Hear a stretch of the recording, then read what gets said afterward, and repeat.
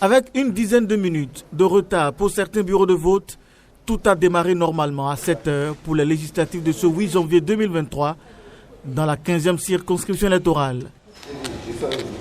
Sous le regard avisé des observateurs, des électeurs et des agents électoraux, chacun s'implique au degré de sa responsabilité.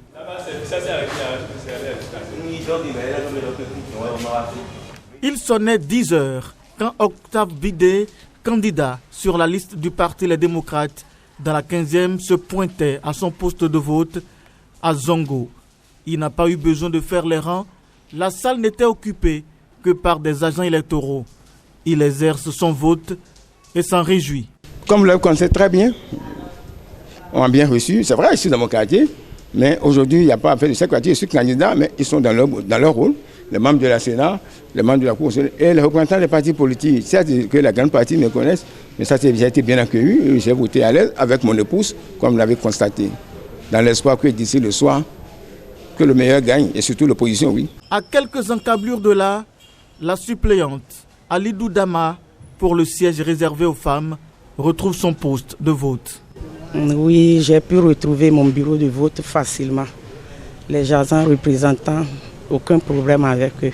Je souhaite à ce que sur l'étendue du territoire béninois, que les populations sortent massivement pour voter, exprimer leur suffrage. Direction complexe scolaire d'Akpakpa Nord.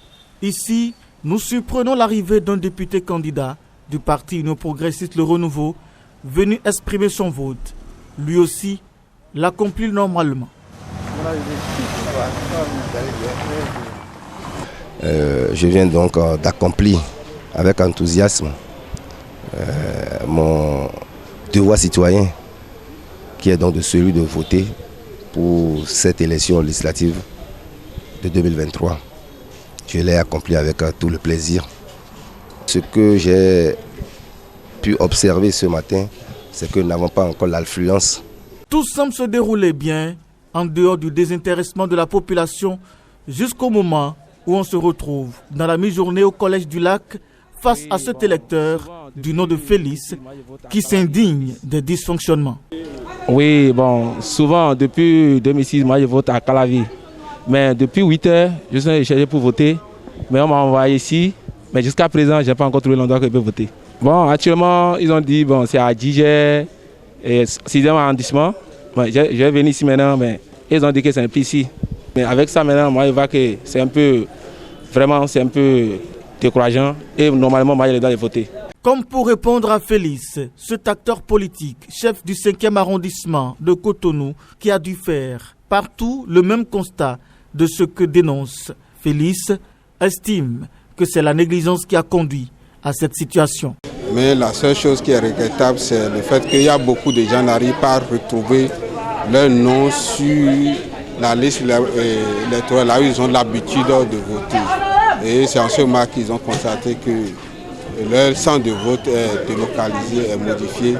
Mais ça doit nous apprendre, nous les Béninois, parce que la Sénat a envoyé plusieurs communiqués, on a affiché les listes pour que les gens puissent vérifier leur centre de vote. Mais c'est la négligence qui a fait que les gens ne l'ont pas fait. Mais aujourd'hui, on a le constat amer que les gens se sont retrouvés sur le terrain, ils se sont déplacés pour venir. Mais malheureusement, ils n'ont pas trouvé leur nom sur la liste. Montero Conchita, titulaire pour le siège réservé aux femmes sur la liste Mouvement populaire de libération, s'est vue plus préoccupée par l'affluence que tout autre.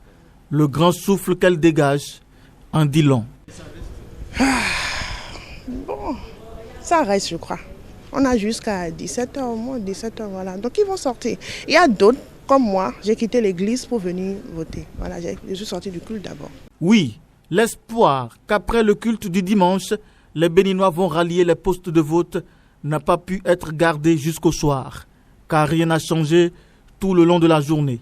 Jeanne Sogossi et Aruna Echetou, les deux femmes titulaires et suppléantes pour le siège réservé aux femmes sur la liste du parti Union démocratique pour un Bénin nouveau UDBN de la 15e, sont d'ailleurs irritées par le constat et fustigent ce désintéressement.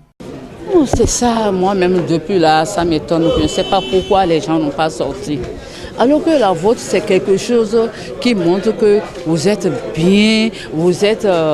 et ça montre un Béninois, un vrai Béninois, un vrai citoyen, la vote. Et bon, on ne peut pas dire que tout le monde sera... bon, je ne sais pas comment je vais m'expliquer en français, mais on ne peut pas dire que tout le monde va gagner. Mais au moins sortez pour aller voter, pour accomplir votre devoir. Au bord de la désolation, le CA du 5e arrondissement propose un changement de jour au ministère de l'Intérieur.